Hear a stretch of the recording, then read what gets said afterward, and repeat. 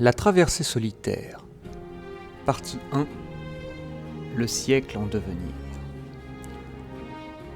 Le 19e siècle avançait avec une confiance nouvelle. Partout, la science semblait repousser les limites du possible. Les villes se transformaient sous l'effet de la vapeur, de l'électricité naissante, des réseaux de communication qui reliaient désormais les hommes à une vitesse inconnue jusque-là. Les rues s'illuminaient, les machines se multipliaient, les usines étendaient leurs silhouettes de métal et de briques. Le monde n'était plus seulement habité, il s'organisait, se mécanisait. Cette époque croyait au progrès comme on croit à une promesse. Le 19e siècle s'achevait dans un bruissement continu, comme si le monde tout entier s'était mis à respirer au rythme des machines. Partout, des pistons battaient avec une régularité presque cardiaque, des bielles scintillaient sous les verrières, des roues dentées s'emboîtaient avec la précision d'un mécanisme céleste. La vapeur s'élevait en panache blanc au-dessus des villes, traçant dans le ciel les signes visibles d'une ère nouvelle. Jamais l'humanité n'avait autant cru en elle-même. Les découvertes s'enchaînaient, parfois modestes, parfois spectaculaires. La chimie révélait les secrets de la matière, la physique apprivoisait les forces invisibles, la mécanique gagnait en précision, en puissance, en audace. Chaque invention semblait annoncer la suivante dans un mouvement continu, presque euphorique. La science n'était pas encore un domaine réservé aux spécialistes. Elle était un spectacle, un sujet de conversation, une source d'émerveillement partagé. On parlait d'expériences dans les cafés, de moteurs dans les journaux, d'innovations lors des dîners. Les savants étaient écoutés, les ingénieurs admirés, les inventeurs, parfois moqués, souvent célébrés. Tout convergeait vers un point précis. Paris se préparait à accueillir l'exposition universelle de 1889. Pendant des mois, la ville se transforma en vaste chantier. Des pavillons surgirent, des galeries furent édifiées, des structures audacieuses, faites de fer et de verre, s'élevaient là où, peu de temps auparavant, il n'y avait encore que des terrains vagues. L'exposition ne devait pas seulement montrer des objets, elle devait incarner une civilisation à son sommet. Lorsque les portes s'ouvrirent, l'affluence fut immense. Les visiteurs arrivaient de toute l'Europe et bien au-delà.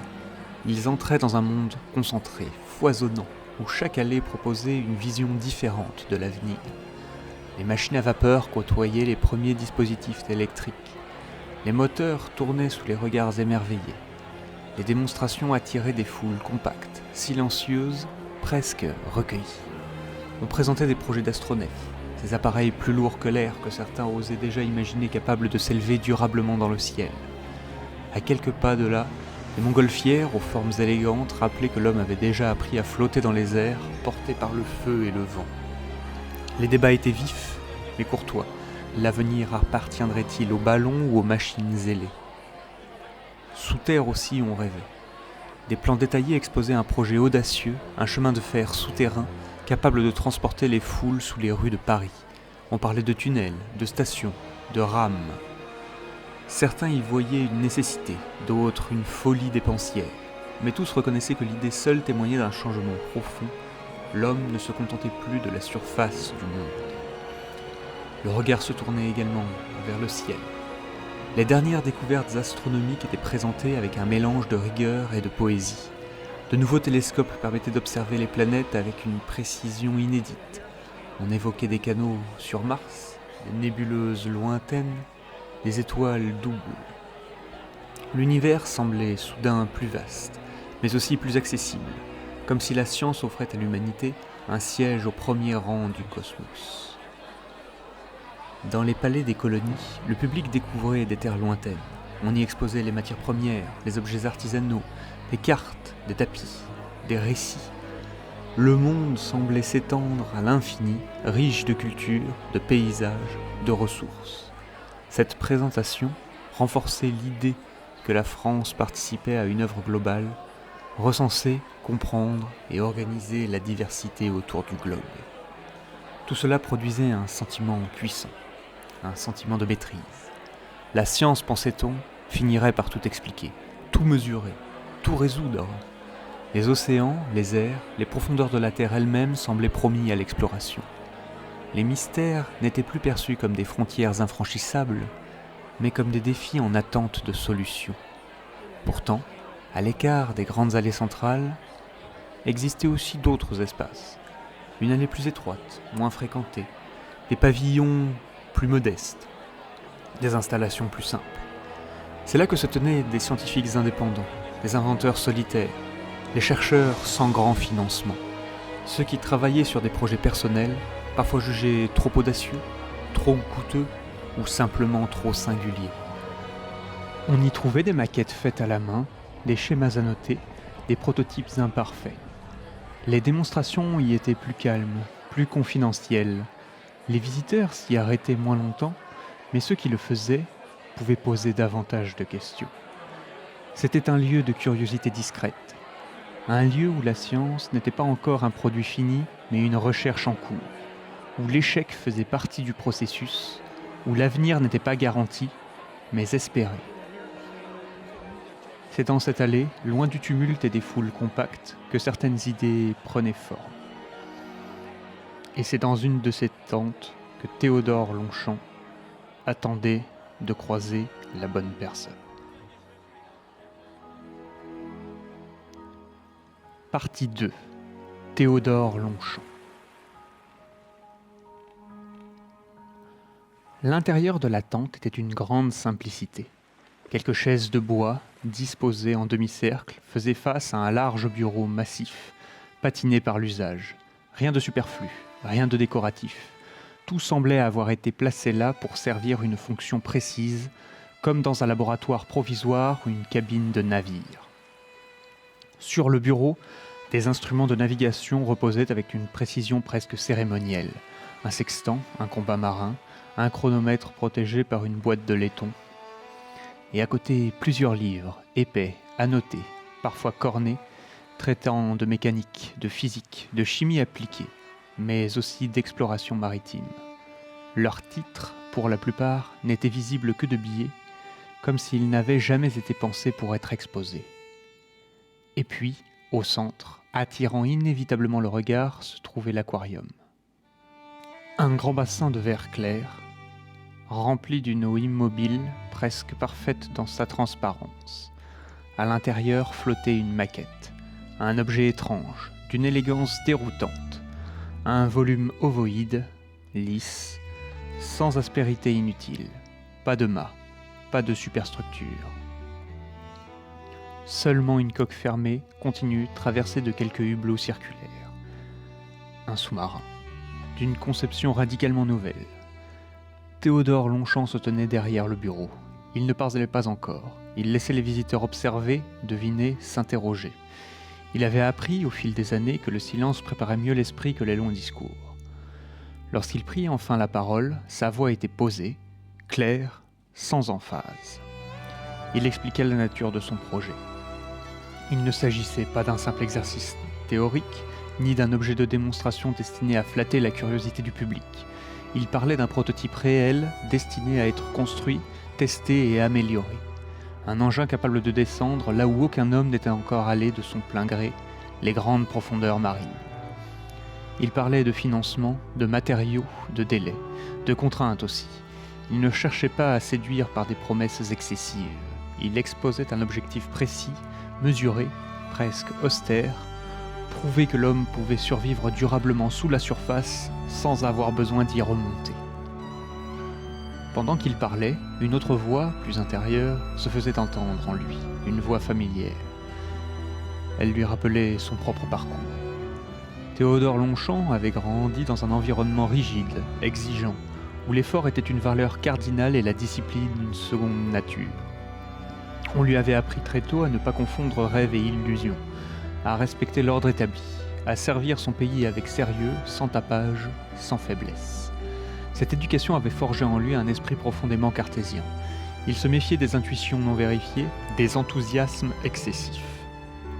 Chaque idée devrait être éprouvée, mesurée, confrontée au réel.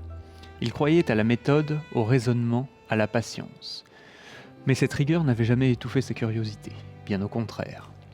Très tôt, il s'était passionné pour la manière dont le monde fonctionnait, les forces invisibles, les équilibres fragiles, les lois qui gouvernaient la matière, les fluides, les mouvements.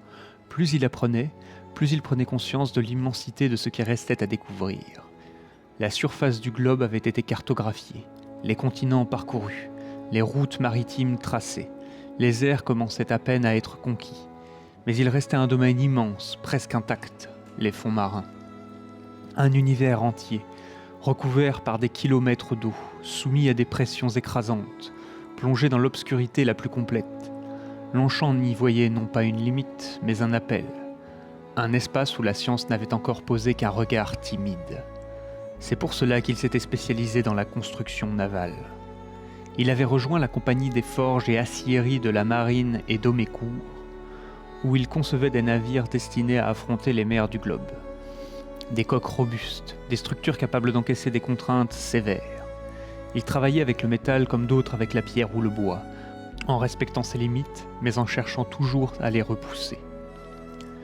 C'est là, au croisement de cette expertise industrielle et de son obsession pour les profondeurs, qu'était né son projet, le bathyscaphe. Il désignait ainsi simplement la machine flottant dans l'aquarium. Sa forme ovoïde n'était pas qu'un caprice esthétique. Elle répondait à une logique implacable. L'œuf est dans la nature une structure conçue pour résister à la pression, au choc, à l'environnement extérieur. Dans les profondeurs, toute surface plane devenait une faiblesse. Tout arrête, un point de rupture. L'œuf, lui, répartissait la contrainte. Le bathyscaphe était bâti autour de cette idée fondamentale, accepter la pression plutôt que la combattre. La coque, épaisse, continue, devait supporter des forces immenses sans se déformer dangereusement. Les hublots, rares et circulaires, étaient disposés de manière à ne jamais compromettre l'intégrité de l'ensemble. Mais la véritable révolution se trouvait à l'intérieur. Longchamp parlait maintenant de son réacteur. Un système de type nouveau, fruit de longues années de réflexion et d'expérimentation. Il expliquait comment il permettrait de générer de grandes quantités d'air, à partir de réactions chimiques contrôlées. Cet air n'était pas seulement destiné à la respiration, il pourrait être comprimé, stocké, utilisé comme force motrice. La vapeur, jusqu'alors reine de l'industrie, en deviendrait accessoire. L'air pressurisé offrait une alternative silencieuse, propre, potentiellement inépuisable, tant que la réaction pouvait être entretenue.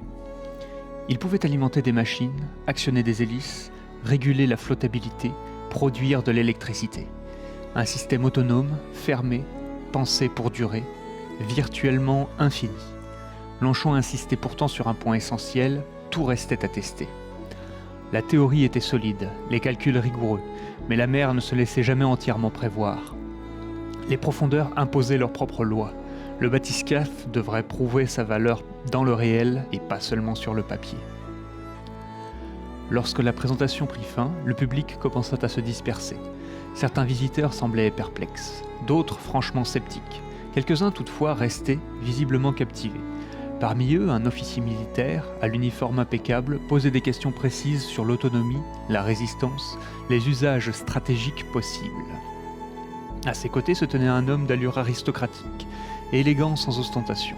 Il écoutait plus qu'il ne parlait, observant la maquette, les instruments, le visage de Longchamp lui-même. Son intérêt semblait moins immédiat, mais plus profond. Ils discutèrent longuement. Des applications possibles, des financements, des délais. Rien ne fut conclu ce jour-là, mais Longchamp sentit que son projet avait trouvé, sinon des soutiens, du moins des regards sérieux. Pendant ce temps, près de la sortie, un autre homme s'attardait. Il avait l'allure d'un touriste ordinaire, vêtu simplement, discret. Mais ses gestes trahissaient une attention particulière. Il sortit un petit carnet, y nota rapidement plusieurs observations, esquissa même un croquis sommaire de la maquette. Ses yeux revenaient sans cesse sur le réacteur, sur la forme de la coque, sur les instruments. Puis sans se faire remarquer, il referma son carnet et disparut dans la foule. Théodore Longchamp ne le vit pas, mais les idées, elles, avaient déjà commencé à voyager.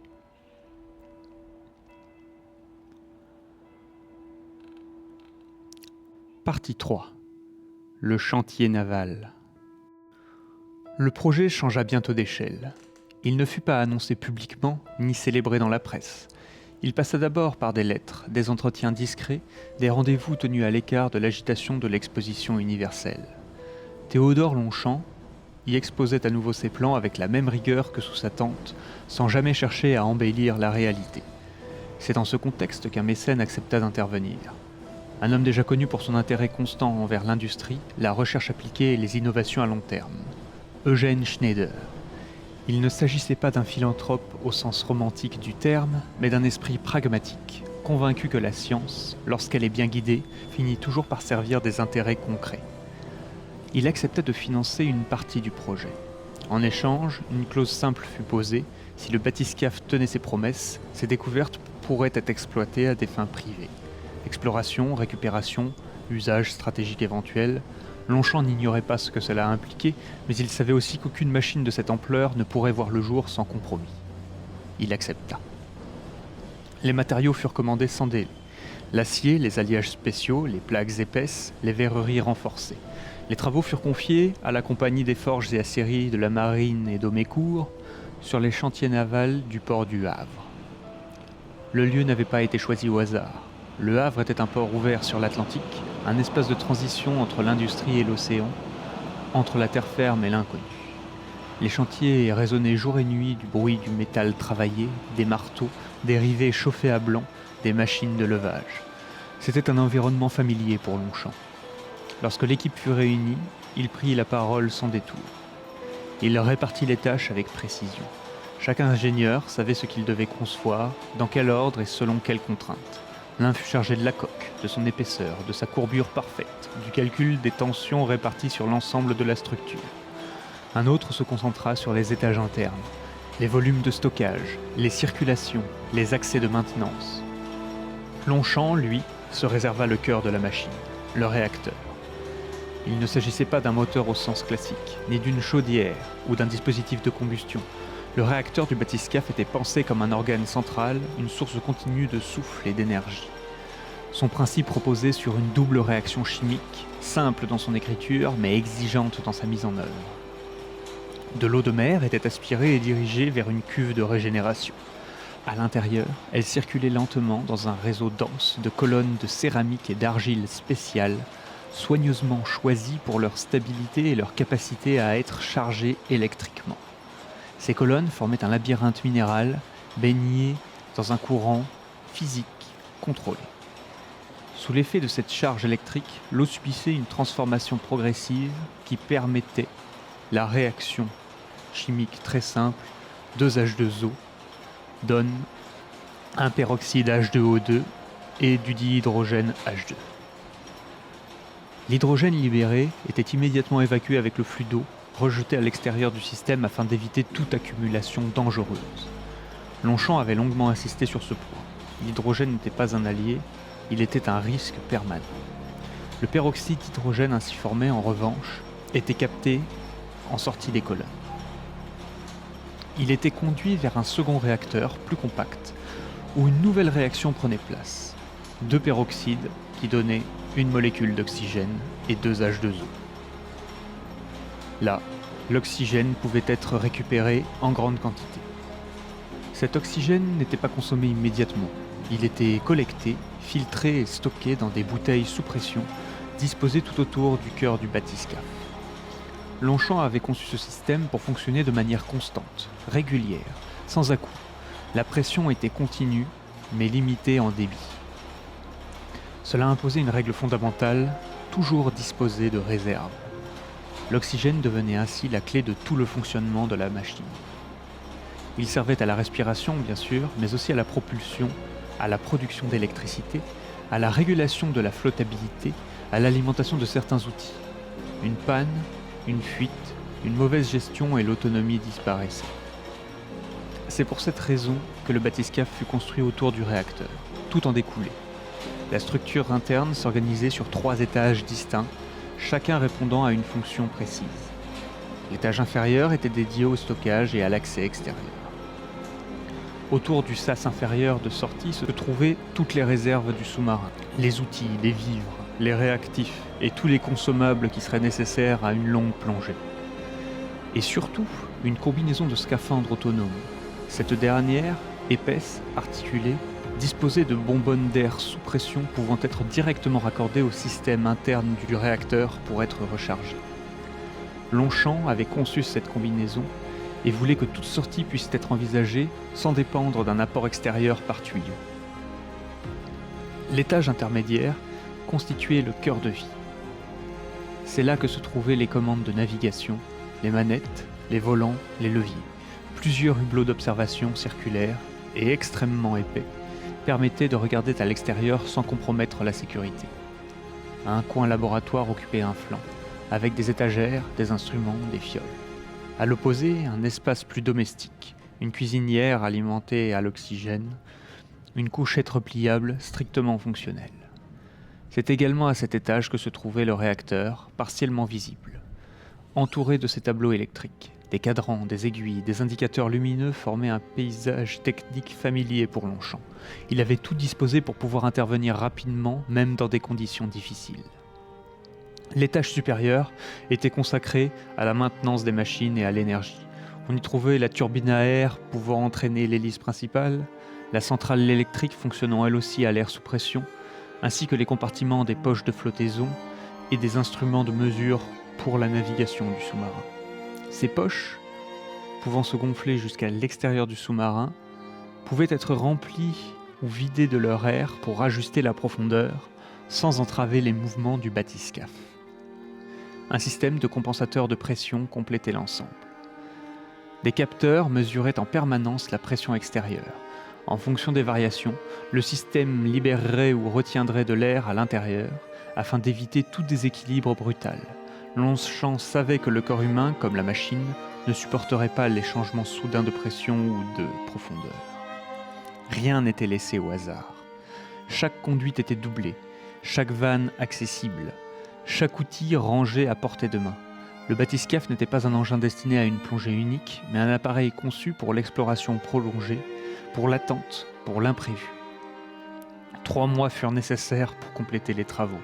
Les journées furent longues, souvent silencieuses. Le métal prit forme. Les pièces s'ajustèrent. Les premiers essais internes eurent lieu, encore à sec dans les hangars. Puis vint le moment où l'ensemble fut assemblé. L'équipe se réunit devant la machine achevée. Le bathyscaphe se dressait là, imposant et élégant. 15 mètres de long, 6 mètres de haut. Une forme ovoïde parfaite, rutilante, sous la lumière du chantier. Le métal doré et chromé reflétait les silhouettes des ingénieurs. Les grands hublots d'observation, épais comme des remparts, semblaient déjà tournés vers un monde invisible. Longchamp resta silencieux. Il observait. La machine était prête, il ne restait plus qu'à lui confier la mer.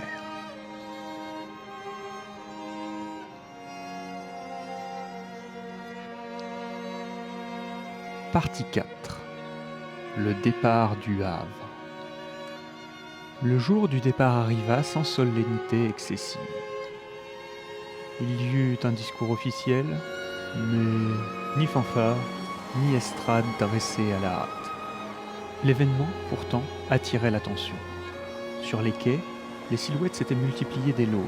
Des techniciens, des dockers, des ingénieurs, mais aussi quelques journalistes, reconnaissables à leurs carnets serrés contre eux, à leur regard attentif, toujours à l'affût d'un détail révélateur. Le bathyscaphe était prêt. Conçu pour accueillir au maximum 2 personnes en plongée, il avait été pensé dès l'origine pour pouvoir être manœuvré par un seul homme. Longchamp y tenait. L'autonomie ne devait pas seulement être technique, mais aussi humaine.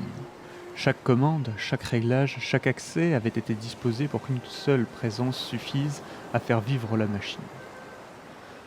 Pour les essais en mer, un petit cargo industriel avait été réquisitionné. Le Néréide. Un navire robuste, sans élégance particulière, mais fiable. Il disposait de 2 grues intégrées à l'arrière, prévues pour la manutention lourde. Le bathyscaphe y fut chargé avec une lenteur méthodique. Les câbles se tendirent, les palans grincèrent, et la masse ovoïde quitta le quai pour être déposée avec une précision millimétrée sur son berceau de transport. Autour, les appareils photographiques crépitaient. La presse était venue nombreuse. Les journaux français, bien sûr, mais aussi britanniques, curieux de cette machine dont on disait déjà qu'elle pourrait bouleverser l'exploration maritime. On notait des noms, on dessinait quelques croquis rapides, on échangeait des hypothèses. Le ton restait mesuré, mais l'intérêt était réel. Longchamp observait sans se mêler.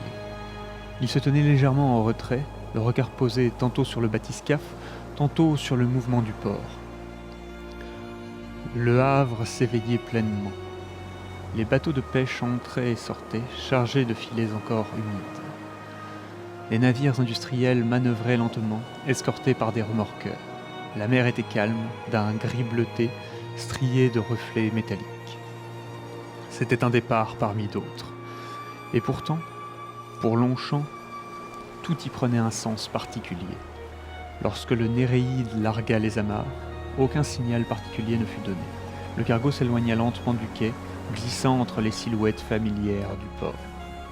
Longchamp resta sur le pont, immobile, jusqu'à ce que les grues, les entrepôts, les quais se fondent en une ligne indistincte. L'Atlantique s'ouvrit bientôt devant eux. Les premiers jours de navigation furent paisibles. Le temps restait clément. La mer se contentait de longues ondulations régulières, sans heurts. Le moteur du cargo battait à un rythme constant, presque hypnotique. À bord, la vie s'organisait simplement. Longchamp passait de longues heures auprès du bathyscaphe. Il inspectait chaque point d'ancrage, chaque joint, chaque vanne. Il prenait ses calculs, ajustait certains réglages, notait des observations. Rien d'exceptionnel. Seulement cette vigilance constante qui caractérise ceux qui savent que la réussite tient souvent à des détails invisibles. Il effectua plusieurs tests de fonctionnement standard. Les circuits d'air furent mis en pression. Les tableaux électriques répondirent sans retard. Les systèmes de compensation réagirent correctement aux variations simulées.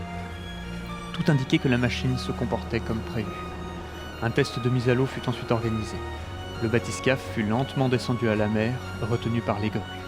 Longchamp en combinaison prit place à l'intérieur. Le sas inférieur fut pressurisé, puis ouvert.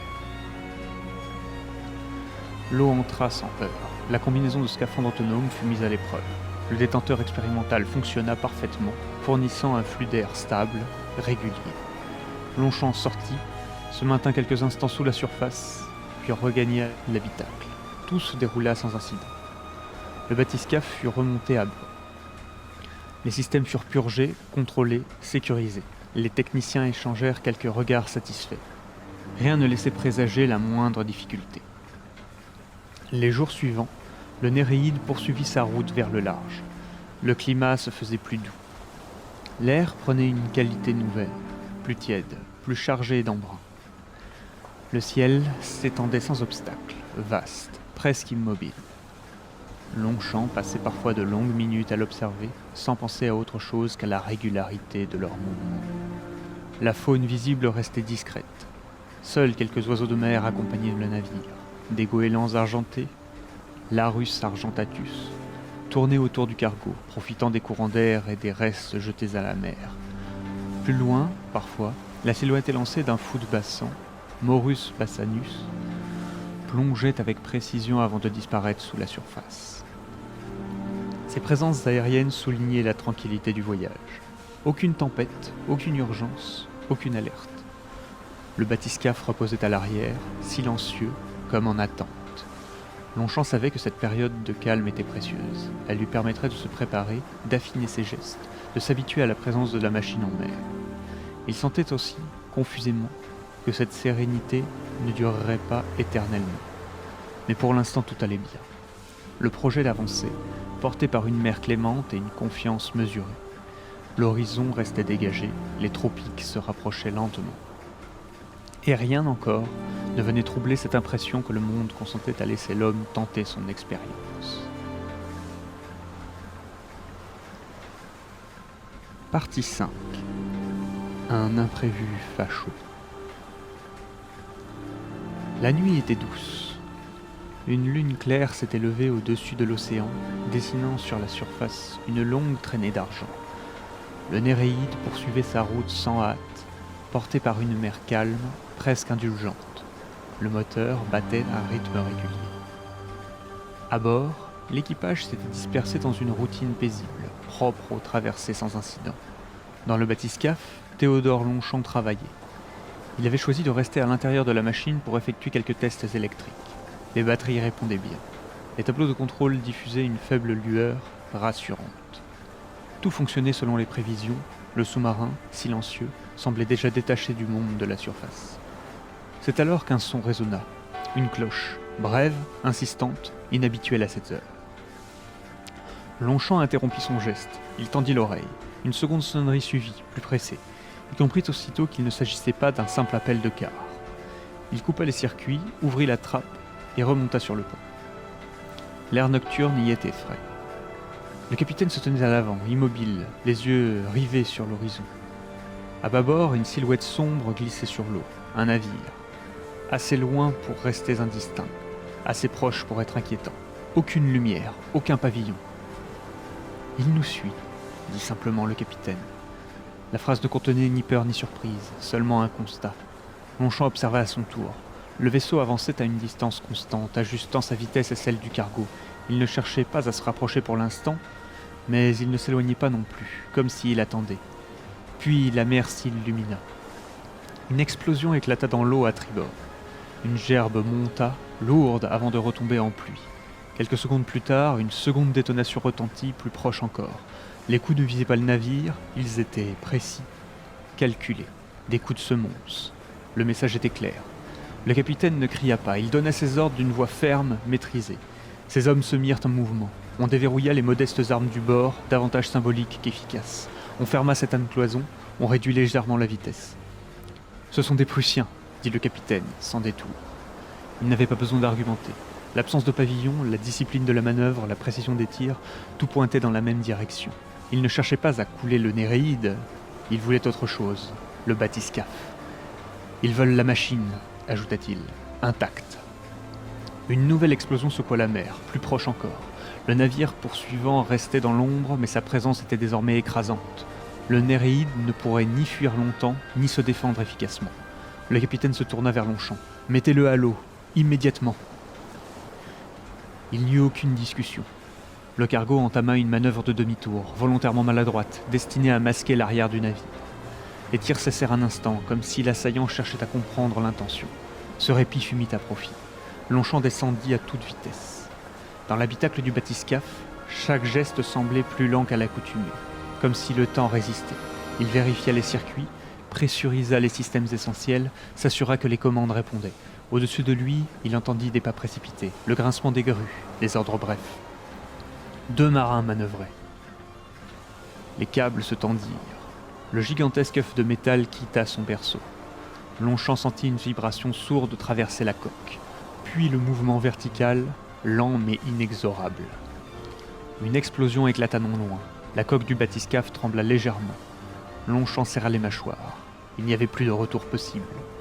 Le choc avec l'eau fut net. La machine s'enfonça aussitôt, tirée par son propre poids. Longchamp ouvrit les ballastes, engagea une plongée rapide, presque brutale. La lumière lunaire s'éteignit en quelques secondes, remplacée par un bleu sombre, puis par le noir. Il s'enfonçait. À travers la coque, il percevait encore les explosions, sourdes, lointaines, comme des battements irréguliers. Puis une détonation plus intense retentit. Une lueur orangée traversa brièvement l'eau, visible même à cette profondeur. Après cela, plus rien, seulement le bruit de l'océan. Longchamp poursuivit sa descente pendant un long moment, puis stabilisa la machine. Il coupa les systèmes non essentiels et laissa le bathyscaphe devenir silencieux, presque invisible. Les heures passèrent. Lorsqu'il osa enfin remonter, le ciel avait changé. Une lumière diffuse filtrait depuis la surface. L'aube était venue sans bruit, comme si la nuit avait simplement cédé sa place. Le sous-marin émergea lentement. Longchamp ouvrit l'écoutille supérieure et scruta l'horizon. La mer était calme, trop calme. Aucune silhouette, aucun panache de fumée, aucune trace du Néréide, aucun signe non plus du navire poursuivant. Rien. L'océan s'étendait dans toutes les directions, uniforme, indifférent. Longchamp resta longtemps ainsi, immobile. Il comprit alors ce que signifiait réellement ce silence. Le cargo avait disparu. Peut-être avait-il fui, peut-être avait-il été endommagé, ou pire encore. Il n'en savait rien, et il ne pouvait plus rien faire. Il était seul. Seul avec sa machine, seul avec la mer, seul avec ce voyage désormais sans autre témoin. Il referma lentement l'écoutille. Le bathyscaphe, porté par une houle légère, reprit sa route sans destination immédiate. Longchamp s'assit, posa les mains sur les commandes et laissa cette certitude s'installer en lui, sans colère, sans panique. Le monde de la surface venait de se refermer. L'exploration désormais serait solitaire.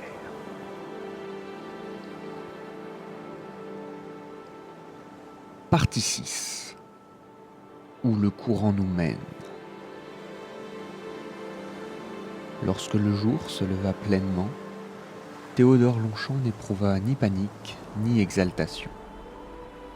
Avant toute chose, il fallait situer la machine sur la carte.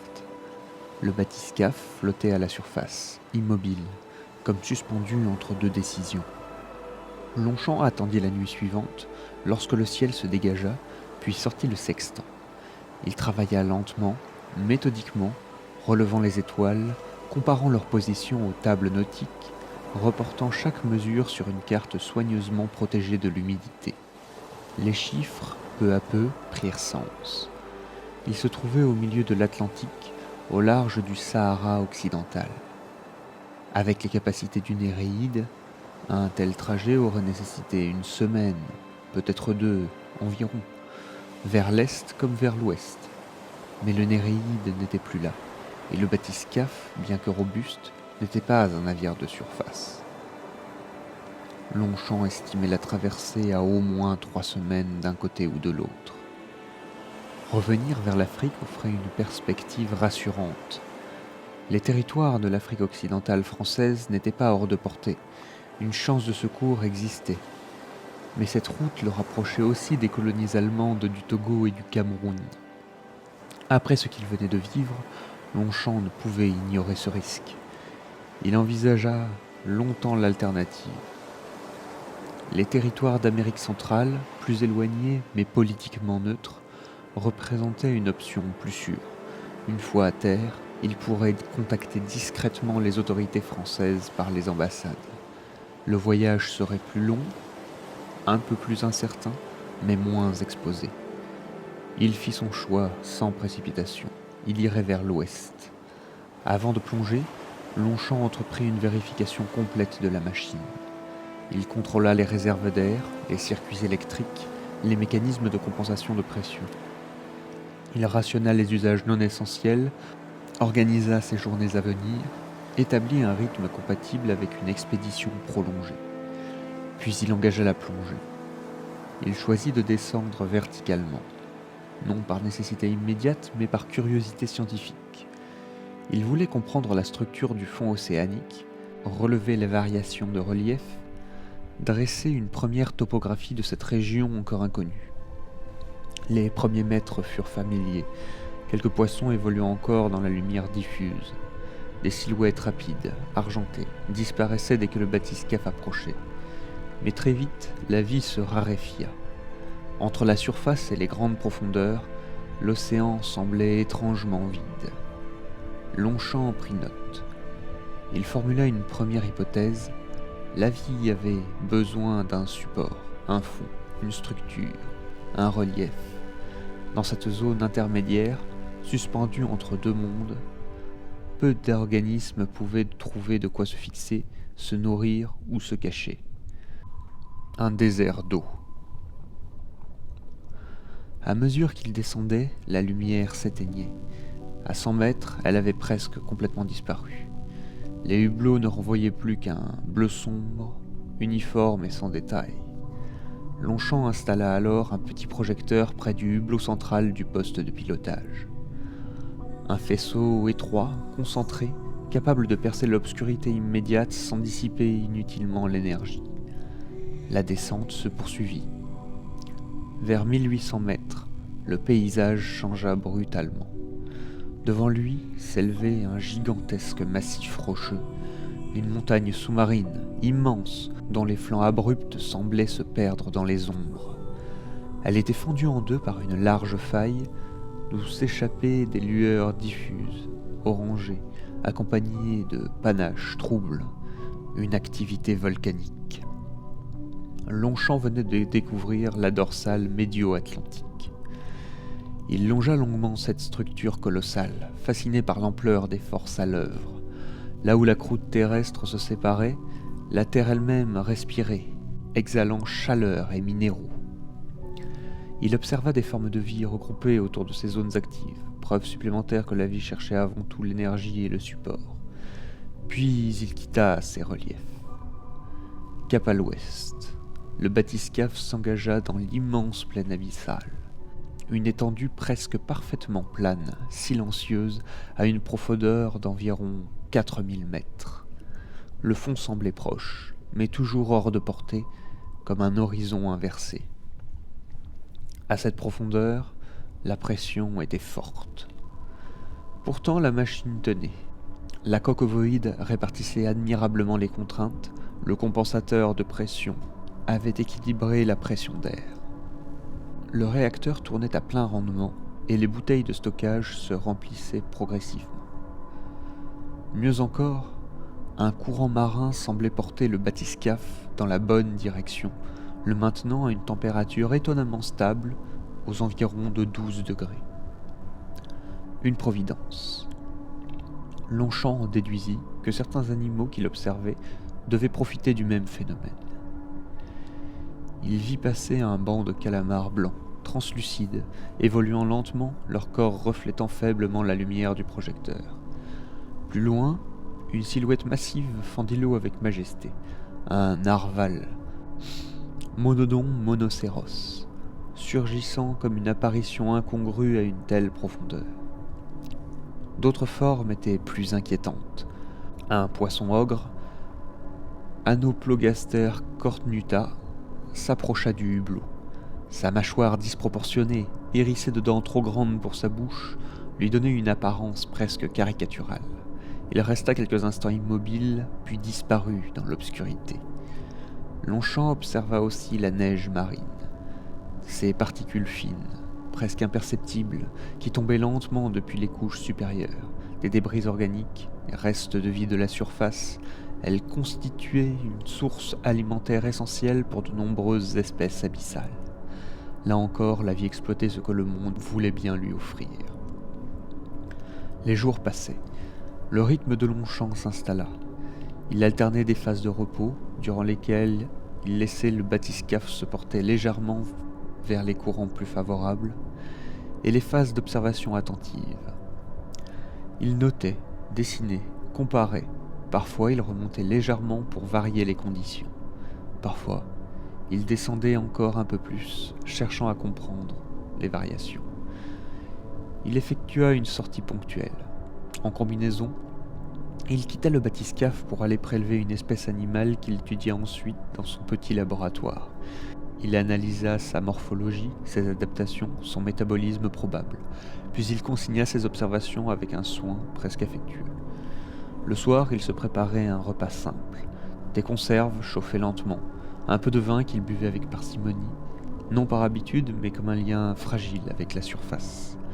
Ces moments de calme lui permettaient de mesurer la singularité de sa situation, sans jamais céder à l'angoisse. Puis, sans transition, le paysage changea. Le fond marin se hérissa soudain de formes incongrues. Des structures métalliques apparurent dans le faisceau du projecteur, d'abord isolées puis de plus en plus nombreuses. Des épaves, des navires de toutes époques, des coques en bois disloquées, des bâtiments à vapeurs éventrés. Les relevés de Longchamp furent formels. Il était entré dans le triangle des Bermudes. Ici, le courant changeait. Il semblait s'infléchir vers le sud, comme attiré par une force invisible. L'accumulation d'épaves était trop importante pour être le fruit du hasard. Longchamp immobilisa le bathyscaphe. Il choisit une zone ancienne, où les structures semblaient presque fossilisées. Il enfila la combinaison de scaphandre autonome, équipa son casque de 2 lampes puissantes et emporta plusieurs outils, une scie à fil mécanique, du matériel d'ouverture d'écoutille, des dispositifs de fixation. L'extérieur était sinistre. Les épaves colossales semblaient broyées, tordues, écrasées par le temps et la pression. Le silence était oppressant. Seule la respiration régulière de Longchamp troublait l'obscurité. Il fut attaqué peu après sa sortie. Plusieurs anguilles abyssales, des Idiacanthus fasciola, surgirent de l'ombre. Leur taille, proche de 2 mètres, impressionnait, mais leur puissance restait limitée. Elles se heurtèrent à la combinaison sans provoquer de dégâts sérieux. Longchamp les repoussa calmement, sans panique. Il erra auprès des épaves avant de porter son choix sur celle d'un vieux galion. À l'intérieur, tout n'était que débris et sédiments. Il finit par dégager un coffre sous des poutres effondrées, découpa le cadenas à l'aide de sa scie à fil et l'ouvrit. À l'intérieur, quelques bijoux ternis, des statuettes usées par le sel et le temps, des témoins muets d'un autre siècle. Ayant prélevé ce qu'il put, il entreprit le retour. C'est alors qu'une épave voisine éclata brutalement, libérant un nuage de débris. Longchamp s'immobilisa, une masse gigantesque évoluait près de lui. Il se dissimula dans un recoin en éteignant ses lampes.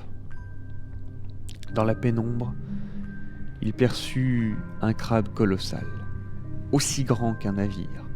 La créature errait lentement, fracassant les épaves sur son passage à la recherche de nourriture. Elle heurta la structure à laquelle le bathyscaphe était accroché. Le sous-marin se détacha et commença à dériver.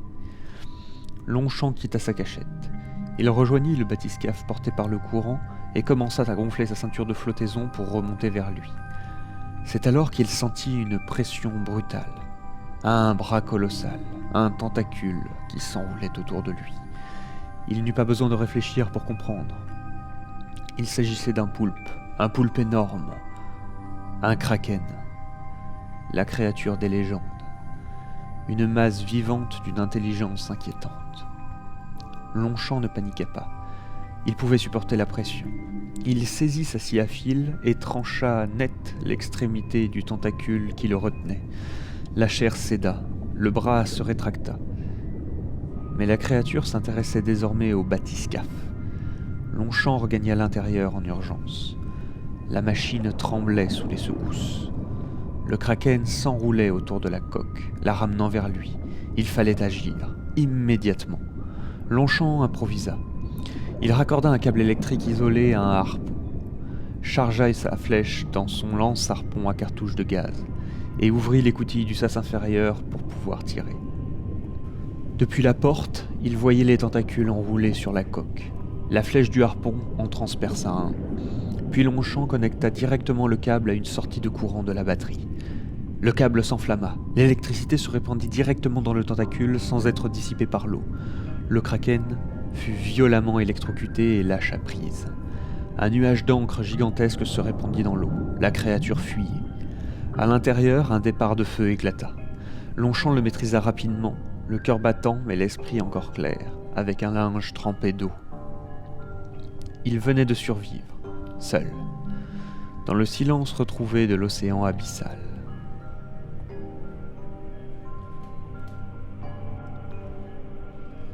Partie 7. Le froid des profondeurs. Lorsque le calme revint, il fut trompeur. Le silence qui suivit la fuite du kraken n'était pas celui de la sécurité retrouvée, mais celui que la mer impose après avoir éprouvé un intrus.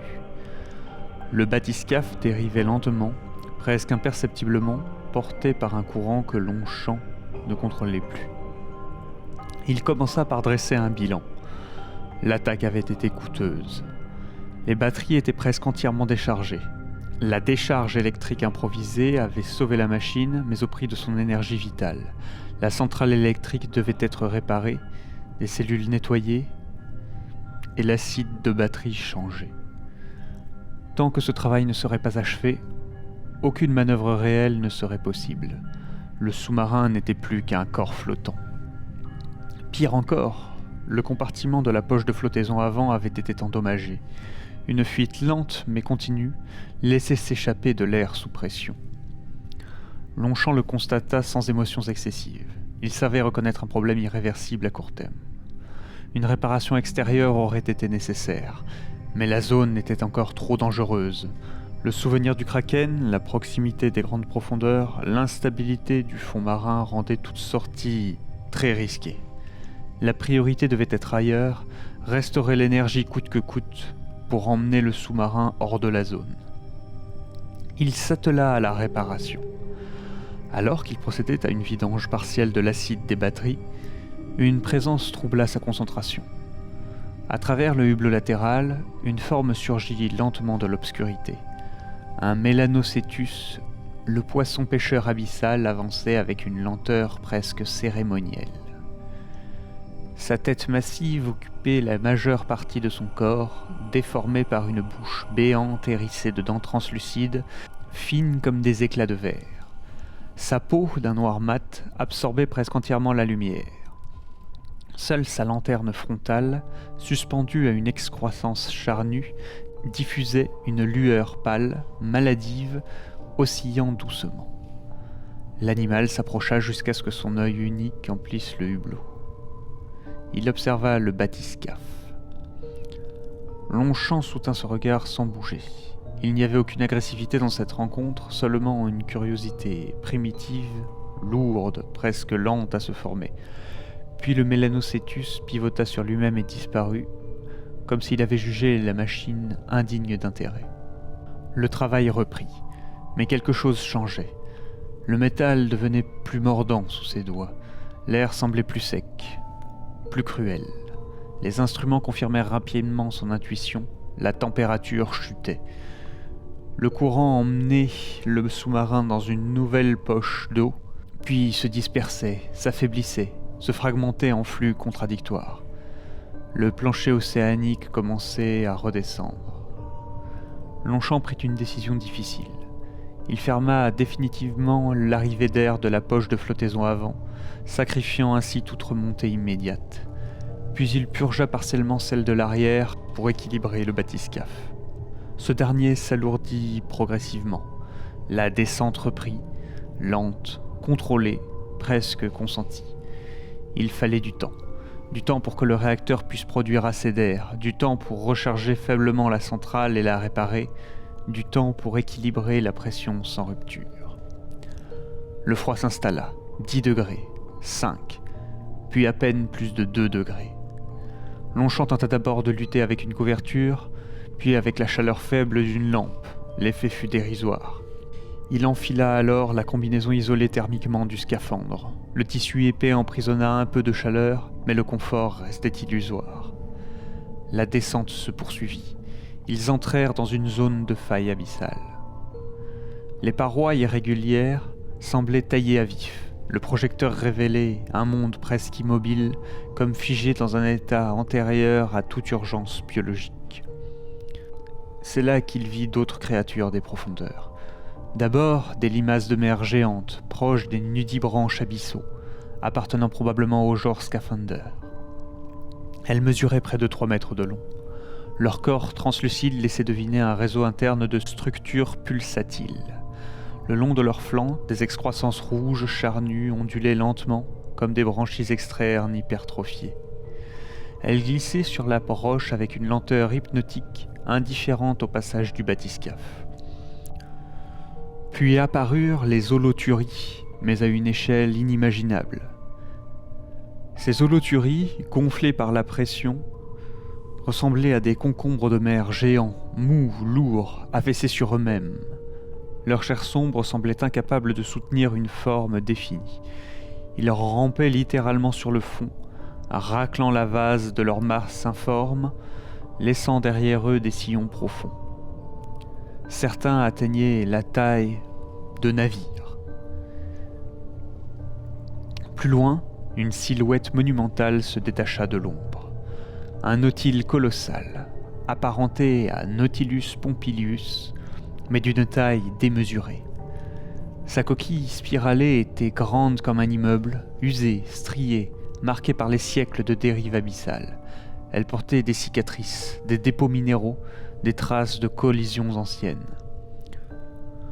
Dessous la coquille émergeaient lentement des dizaines de tentacules pâles, explorant la vase avec une patience infinie. La créature avançait sans but apparent. Elle semblait appartenir à un autre âge. Enfin, presque invisible, un Choliodus sloani attendait. Son corps longiligne se confondait avec les roches sombres. Seuls ses yeux, réfléchissant faiblement la lumière, trahissaient sa présence. Sa mâchoire, armée de dents démesurées, restait entr'ouverte, prête à se refermer sur une proie hypothétique. Il ne bougea pas lorsque le bathyscaphe passa. Ici, toute dépense d'énergie devait être justifiée. Longchamp observait.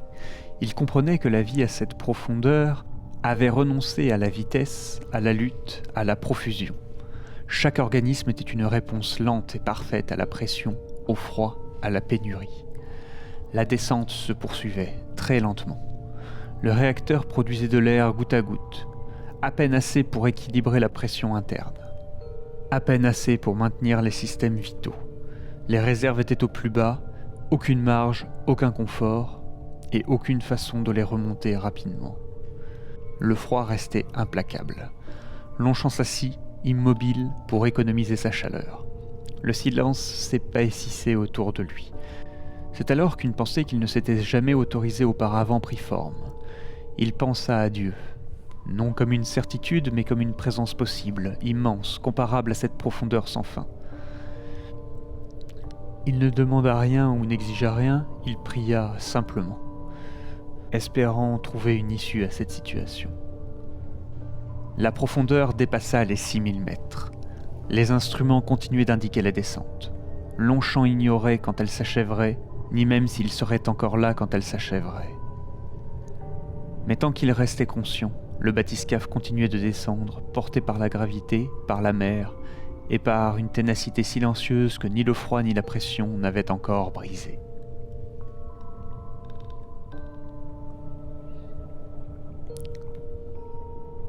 Partie 8. Quand on touche le fond. Le froid a persisté, mais il n'était plus une menace immédiate. Théodore Longchamp avait appris à le considérer comme une donnée parmi d'autres, une contrainte, une équation à intégrer. Sa formation, son tempérament, tout en lui l'incitait à réduire l'angoisse à une série de paramètres mesurables. Température, pression, réserve d'air, charge électrique. Tant que ces valeurs restaient lisibles, même très basses, la situation demeurait maîtrisable. Il ajusta les réglages de sa descente. Le réacteur avait produit assez d'air pour générer un courant suffisant pour alimenter partiellement les systèmes de contrôle. Assez pour corriger une inclinaison ou amortir une dérive, et stabiliser momentanément le bathyscaphe. Pas assez toutefois pour reprendre une propulsion réelle. La machine restait dépendante du relief et des mouvements de l'eau profonde. Longchamp observa les relevés. Le terrain changeait. La topographie en faille commençait à se rapprocher du bathyscaphe, à devenir plus étroite. Les parois se rapprochaient. Le fond s'entaillait progressivement. Les hublots permettaient de voir un dénivelé marqué, des pentes abruptes, une succession de terrasses irrégulières. Il s'agissait d'une sorte de gigantesque canyon océanique, creusé sur des millénaires par des forces lentes et constantes. Les parois semblaient stratifiées, révélant des couches géologiques anciennes, parfois brisées, parfois lissées par le passage des courants profonds. La lumière du projecteur révélait peu à peu un monde différent. Ici, la vie semblait plus présente, mais aussi nettement plus archaïque. Longchamp distingua d'abord une silhouette quasiment irréelle à cette profondeur. Un sélacanthe. Latimeria chalumnae. Le poisson avançait lentement, ses nageoires charnues ondulant avec une grâce archaïque. Son corps épais, couvert d'écailles bleu sombre, semblait sculpté pour résister à la pression. Il passa devant le hublot sans accélérer, indifférent à la présence du bathyscaphe, comme s'il avait traversé des ères entières sans jamais rencontrer autre chose que la roche et l'obscurité. Plus loin, le fond du canyon grouillait par endroits. Un groupe d'isopodes géants, appartenant au genre Bathynomus, se déplaçait lentement sur le sol. Certains mesuraient à peine quelques dizaines de centimètres. D'autres atteignaient des tailles impressionnantes, proches de celles d'un homme. Leurs carapaces segmentées, d'un blanc cireux, réfléchissaient la lumière. Leurs antennes fouillaient la vase avec insistance, comme à la recherche de toute trace organique. Longchamp observa leur comportement. Ils semblaient nerveux, plus actifs que les autres formes de vie rencontrées jusque-là. Leurs mouvements, bien que lents, traduisaient une vigilance accrue, puis une agressivité vis-à-vis de la présence du bathyscaphe. Il nota ce détail sans en tirer de conclusion hâtive. La descente se poursuivit. À 7400 mètres, le fond du canyon fut atteint. Le bathyscaphe s'immobilisa au-dessus, complètement abandonné par l'absence totale de courant à cette profondeur et dans ses reliefs. C'est alors que Longchamp le vit. Un pagure colossal, un Bernard l'ermite d'une taille démesurée, appartenant à un groupe apparenté aux Paguroidae, mais sans équivalent connu. Sa masse dépassait celle d'une maison. Il avançait lentement, traînant derrière lui une coquille gigantesque, ancienne, fendue par endroits, recouverte de concrétions minérales, de dépôts calcaires et de restes fossilisés.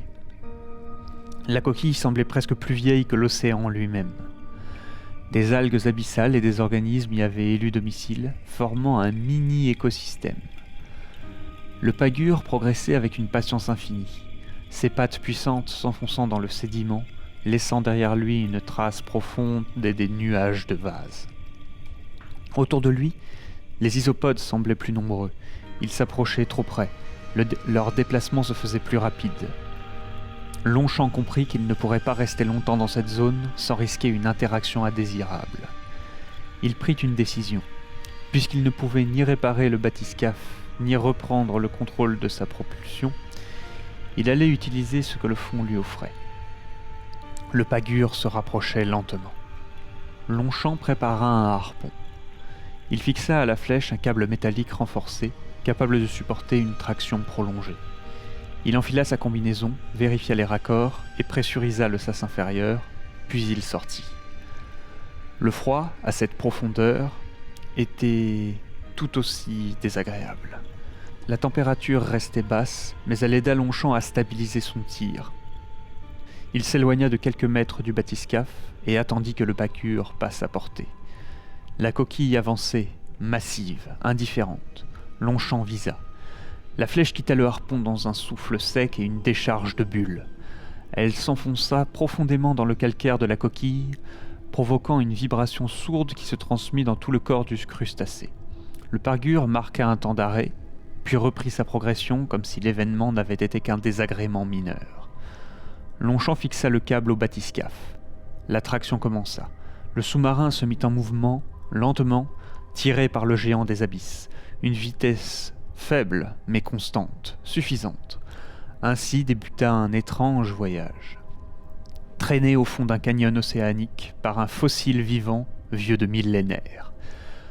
Longchamp observa les gorges de pierre défiler. D'autres formes de vie apparurent. Une silhouette immense glissa dans l'obscurité. Un poisson rappelant le Lithichthys problematicus. Son corps allongé, massif, évoquait un ancien filtreur des mers jurassiques. Sa gueule béante semblait conçue pour avaler des volumes entiers d'eau chargés de plancton abyssal. À l'approche du bathyscaphe, la créature bifurqua lentement et disparut dans la pénombre. Plus loin, une forme articulée se détacha du fond. Un euryptéride. Une créature proche des scorpions de mer préhistoriques, avec une carapace segmentée, des pinces antérieures puissantes et un long appendice caudal. Son exosquelette portait des marques d'usure, comme si le temps lui-même avait tenté de l'éroder sans jamais y parvenir. Il se tapit dans une anfractuosité à l'approche du sous-marin. Enfin, une masse imposante fendit l'eau avec lenteur. Un Dunkleosteus, gigantesque, cuirassé, doté de plaques osseuses formant une mâchoire redoutable. Sa présence fut brève. Il sembla percevoir le bathyscaphe comme un objet inclassable, ni proie ni rival, et s'éloigna sans manifester d'agressivité, heureusement pour Longchamp. Ce dernier formulait des hypothèses. Ces espèces, croyait-on disparues, avaient peut-être trouvé refuge dans les profondeurs isolées des bouleversements de la surface. Ici, le temps s'écoulait autrement, lentement, presque immobile. Les extinctions y perdaient leur caractère définitif. Après de longues heures, le pagure changea de direction et bifurqua vers une autre fissure. La température de l'eau restait fraîche, même si elle remonta à 5 degrés. Longchamp s'accorda un bref repos, et quand il se réveilla, quelque temps plus tard, il perçut une lueur diffuse, orangée, filtrant depuis les hublots avant. Une activité volcanique. Le canyon que le sous-marin avait suivi s'ouvrait sur une plaine plus large. des cheminées hydrothermales apparaissaient, dressées comme des colonnes noires, crachant de l'eau surchauffée et des gaz volcaniques. Des panaches troubles montaient lentement, nourrissant un foisonnement de vie. Le bathyscaphe entra dans la plaine des fumerolles. La température intérieure monta progressivement, 10 degrés, 15, 20. Elle monta presque à 30 degrés à proximité des cheminées, une chaleur presque agréable après des jours de froid constant. Longchamp sortit à l'approche de ces fumerolles. Il détacha le câble du sous-marin, rendant sa liberté au pagure. Le crustacé ne réagit pas. Il poursuivit sa route, emportant avec lui le harpon, comme un simple ornement supplémentaire accroché à sa coquille millénaire. Longchamp observa des instruments. 8000 mètres. Il sourit pour la première fois depuis longtemps. Il avait atteint une profondeur que peu d'hommes avaient seulement imaginée. Et surtout, les conditions étaient enfin réunies. De la chaleur, une stabilité relative, un accès extérieur possible. Le bathyscaphe pourrait enfin être réparé, et la remontée pourrait devenir envisageable.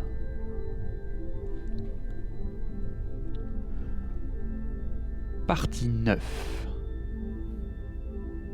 Les dents de l'abîme. Lorsque Théodore Longchamp sortit du bathyscaphe pour la première inspection extérieure, la chaleur relative des fumerolles le surprit presque. Après des jours passés dans le froid mordant des grandes profondeurs, cette eau à près de 30 degrés avait quelque chose d'irréel, comme un retour inattendu vers un monde hospitalier. Il se stabilisa à quelques mètres de la coque et l'observa. Le compartiment à avant des poches de flottaison avait été en partie endommagé. La structure métallique portait encore des marques de la pression extrême subie lors de l'attaque du kraken. La poche elle-même était en partie comprimée, froissée et déchirée sur une dizaine de centimètres. Même en cas de réparation sommaire, elle ne pourrait plus se gonfler suffisamment pour assurer une remontée sûre. Il en prit acte sans amertume. Cette poche devrait être remplacée. Mais avec quel matériau ? Longchamp s'éloigna légèrement du sous-marin et explora le champ des fumerolles. Ce qu'il découvrit dépassait tout ce qu'il avait pu imaginer lors de ses lectures théoriques. Les cheminées hydrothermales s'élevaient du sol comme des colonnes noires, hautes parfois de plusieurs mètres, crachant une eau surchauffée chargée de minéraux dissous. Autour de ces piliers de chaleur s'organisait un foisonnement de vie presque indécent, comme si la Terre elle-même nourrissait cet écosystème de son propre souffle. Des vers tubicoles géants, Riftia pachyptila, formaient de véritables forêts vivantes autour des conduits. Leurs tubes calcaires, d'un blanc ivoire, s'entremêlaient en faisceaux denses. À leur sommet, des panaches rouges vifs se déployaient lentement, irrigués par une circulation interne riche en sulfure. Ces créatures, dépourvues de bouche et de système digestif classique, vivaient en symbiose avec des bactéries internes, transformant l'énergie chimique en matière vivante.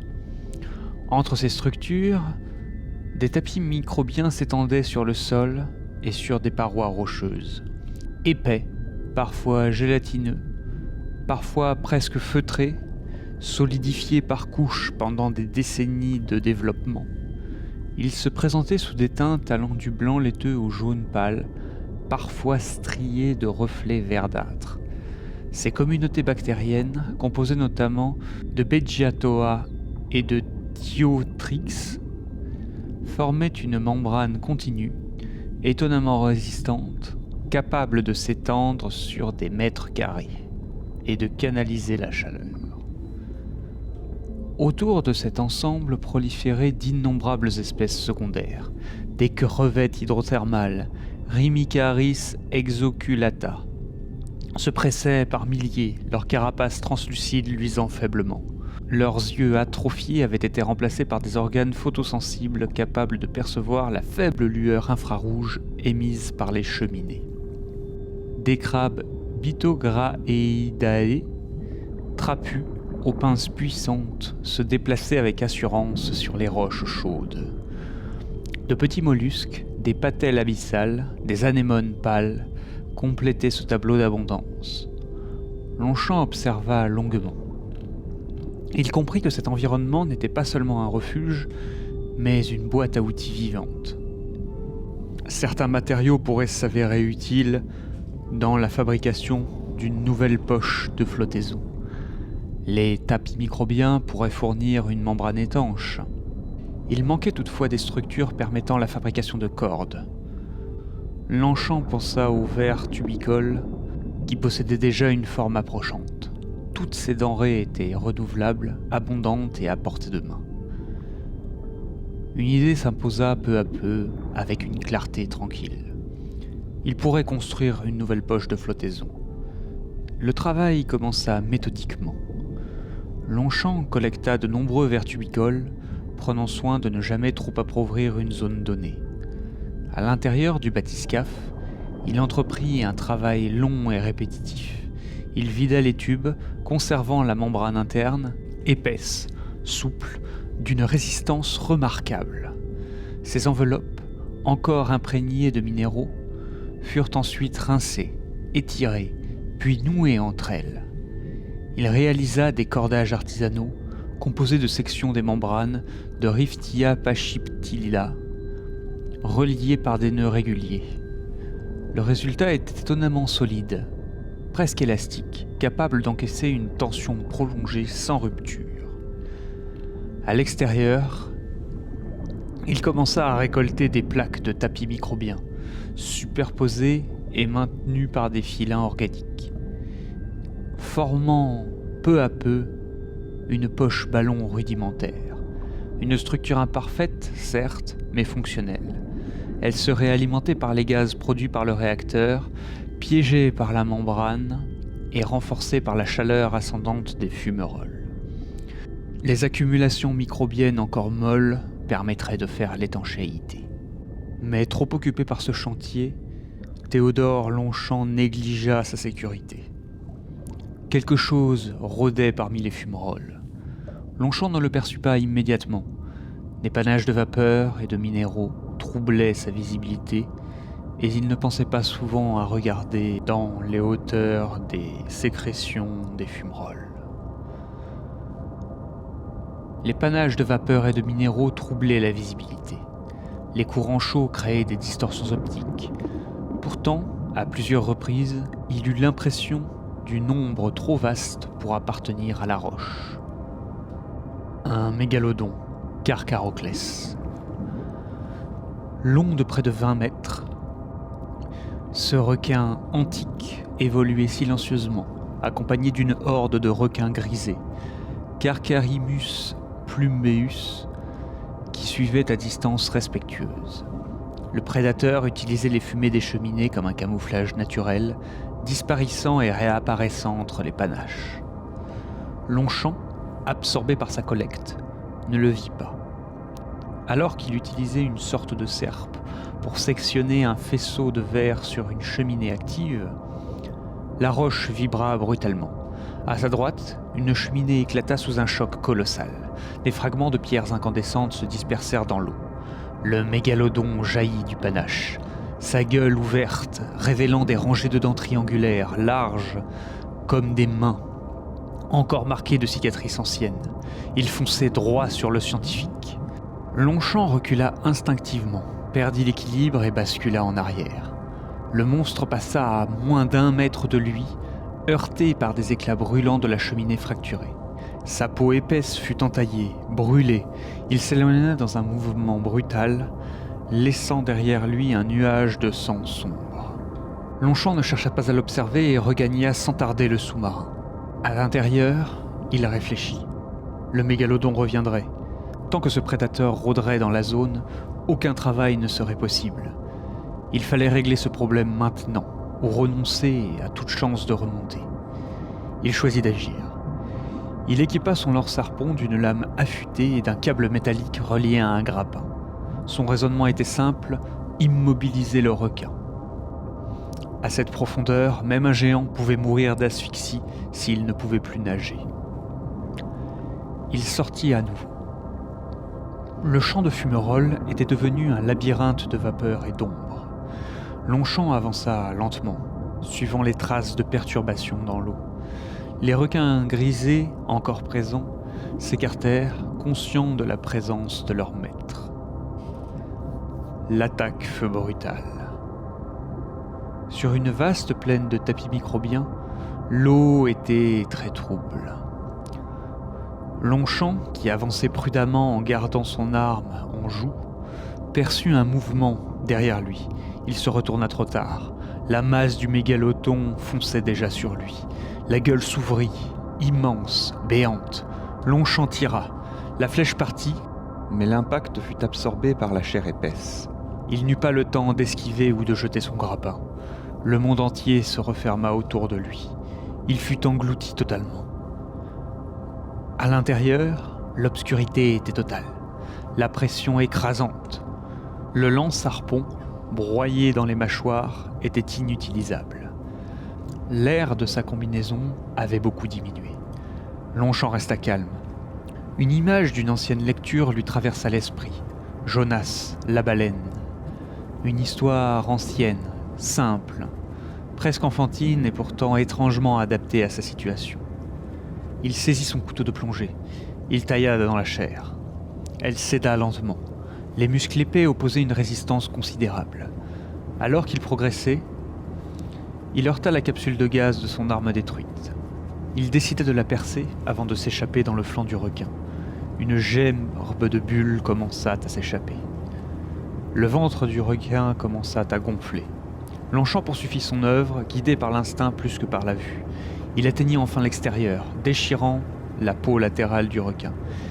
Il s'expulsa dans l'eau, retombant lentement vers le champ de fumerolles.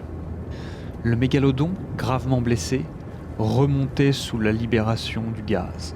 De plus en plus vite, les bulles se dilataient. La pression chutait.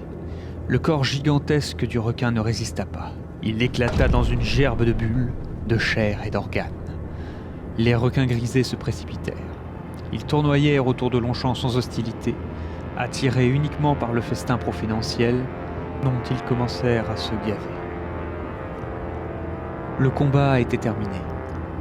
Longchamp regagna le bathyscaphe. Il retira sa combinaison, s'assit lourdement, puis s'allongea enfin. Le silence revint, troublé seulement par le murmure du réacteur et la chaleur des fumerolles. Il ferma les yeux. Le chantier pourrait reprendre à son réveil.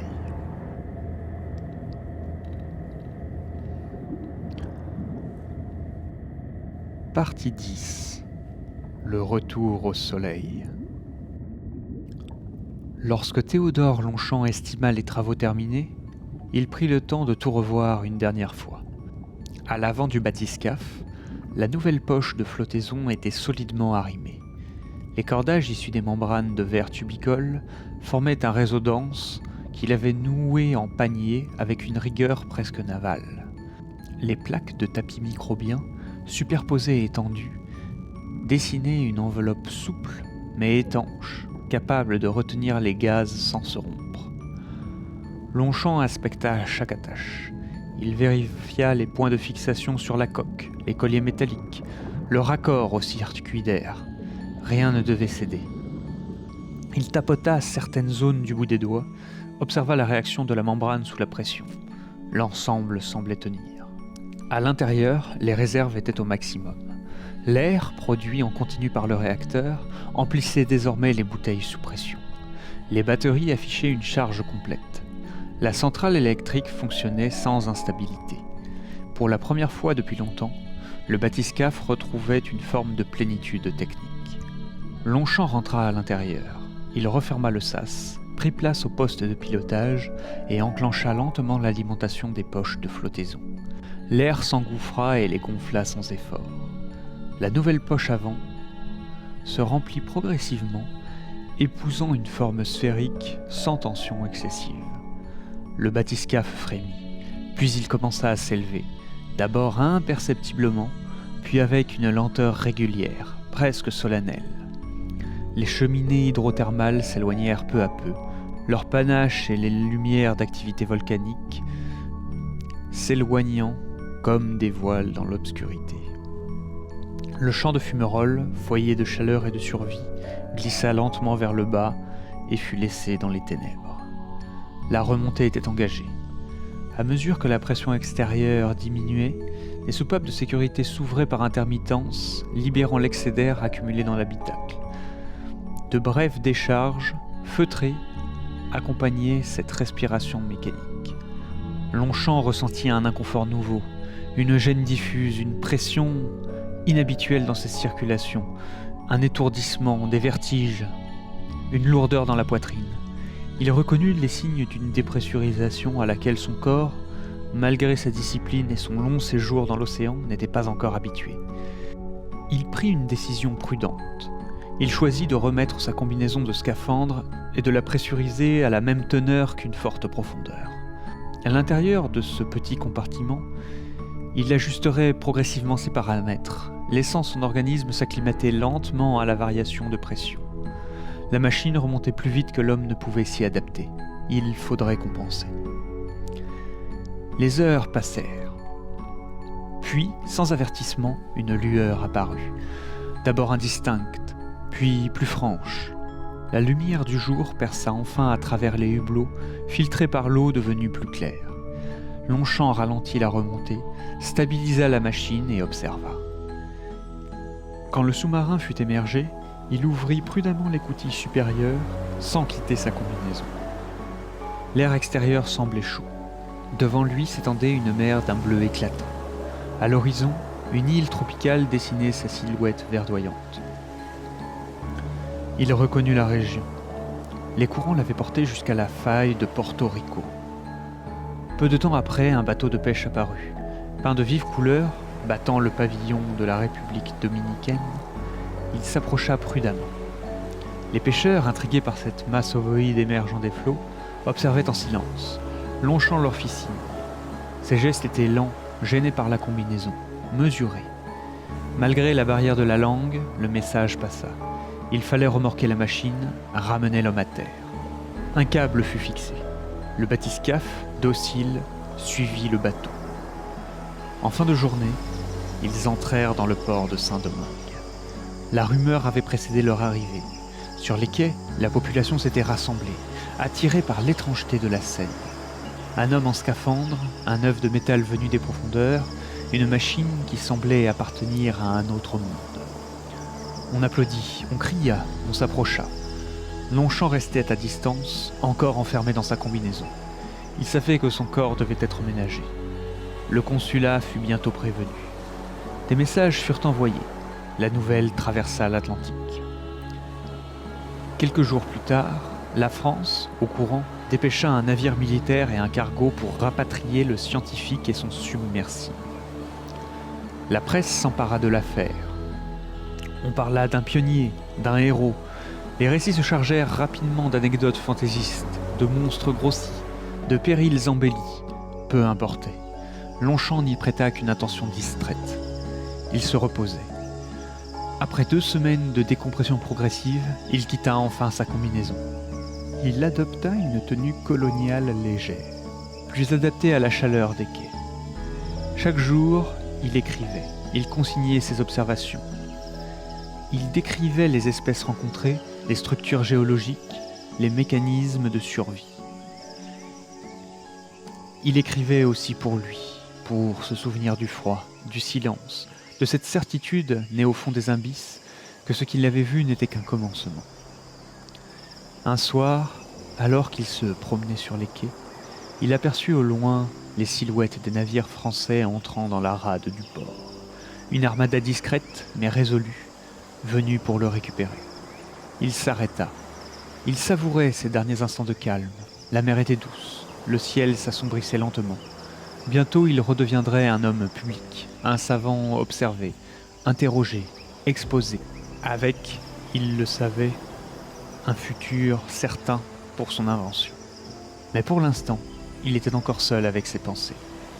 Dans la foule, non loin de lui, un homme l'observait, un visage neutre, une posture anodine, un regard attentif. Un espion prussien.